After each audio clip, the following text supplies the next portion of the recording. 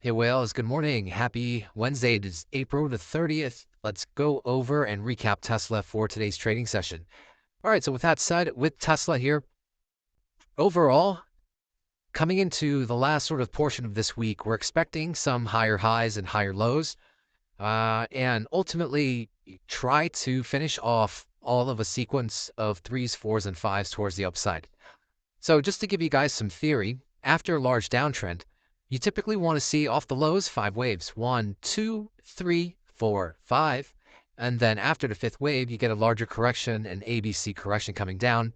If this low can hold against this low here, does not break below that, we now have an official uptrend that could start. And right now, where is Tesla? We're actually right about here, guys. We're looking to see whether or not Tesla can keep pushing up a little bit more before a larger 3-wave correction. And then ultimately from here, we can pump up and, get to about $380 per share. And if it's extremely bullish and goes to all-time highs, we're looking at $500 per share. So you can see right now we're still trekking along. We want to see if we can keep pushing towards the final few legs here. Now, if I go down to the 30-minute time frame on Tesla, so just to give you guys an idea, we are working on a potential wave 1 in red. You see that wave 1 coming down for wave 2. And again, we're still working on this 3s, 4s, and 5s higher.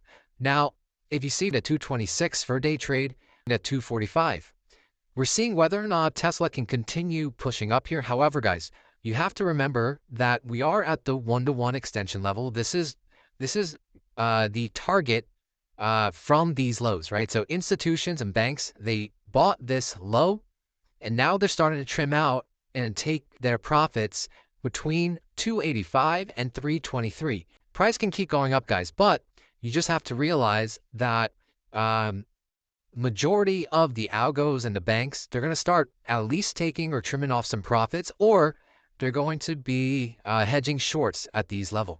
So again, from my past videos, you shouldn't be swinging longs at this level, like large positions.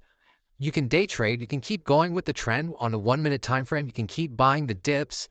Or if you want to go for a larger position and wait for it to swing, you may want to wait for a potential double correction before going higher like this, right? And this could be a 4. Or you want to wait until this sort of uptrend finishes, and then we get that larger 3-wave dip for you to go in. Right now, it's not the best risk to reward for bulls for a larger swing trade position. You want to sort of only be day trading in this territory, especially here within the take profit zone. So yeah, for me, I'm looking to see whether or not we can hold this trend line. You can see Tesla's on this trend line. So if you wanted to be aggressive with it, you can buy Tesla today with a stop loss underneath 278. That can be pretty aggressive buy. If you also want to be more conservative, you can wait for a potential double correction that occurs before going in. So there's a lot of sort of moves here that you can play with. But for me, for swing trades, I'm waiting for this to finish, and then I'll go in lower. For day trades, I'm going to keep going with the trend on a 1-minute time frame until the trend officially stops. Okay. Now, there is a second path that you have to keep aware of. So instead of all of this being a 1, 2, 3, 4 in black and then a 5th wave up, we could be doing a nest where it's extremely bullish, where we go a 1 coming down for a 2 and then a 3, 4, 5 towards the upside. So if a 2 happens, then expect that larger double correction, as I've mentioned, to be that 2-wave before higher. So if the trend breaks this week or going into May, because, May is typically a really bad month, you can expect something like this if it happens. If not, right, we'll still call the bullish path where we're still working on this 5th wave leg higher.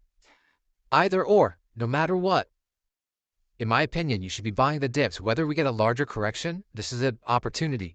If it's a small correction, this is an opportunity. You want to keep going with the trend. It just depends on whether or not it's going to be a day trade or it's going to be a swing trade. So until then, I'll keep you guys updated every single day. See ya.